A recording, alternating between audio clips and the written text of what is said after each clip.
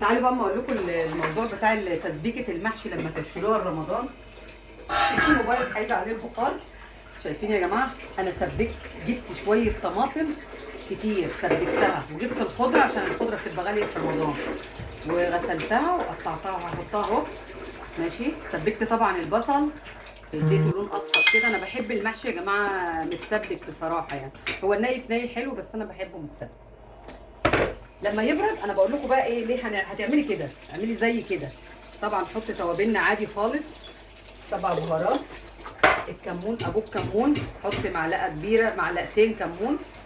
وطبعا لما نطلع يعني هنظبطه تاني، يعني نحط عليه شويه حاجات تاني، حاجه اسمها نحييه كده تاني. وفلفل اسود معلقتين. تمام كده خلصنا التوابل بتاعته. انا بحطش الا كده، اللي عايز شطه يحط. انا بحط شطه خضراء اهو. التوم بقى مدوق فيه كمان، التوم معاه كزبره ناشفه برضو اهو. باخد شويه من هنا كده وامسح بيهم. ده الله عليك يا بوحه يا ولاد. انا بعمل حاجه كده، بص، زي ماما وزي تيتا. انا زي ماما وتيتا، يعني بصوا كده الحاجه كده بالبلدي كده جميله.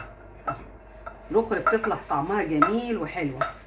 هنقلب بقى يا جماعه الحاجات دي كلها كده، وهنديها غلوه بسيطه، وهنطفي ونعبيها في اكياس. لما تبرد عبيها في اكياس. تيجي في رمضان بقى تطلعي الكيس، هتخرطي عليه بصلايه، فصين توم بس بسيط، عود خضره كمان، حاجات خفيفه كده، وانت قاعده تغسلي الرز وتحطي على طول. هتزودي صلصه بقى تزودي. بس خلاص احنا سبكنا وكده جاهزه.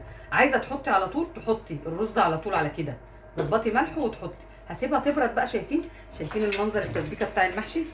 اقسمهم دول على 2. وكل ما بروح بجيب. اتعلمي لو انت عروسه لسه جديده، اتعلمي كل ما تروحي السوق تلاقي شويه طماطم حمص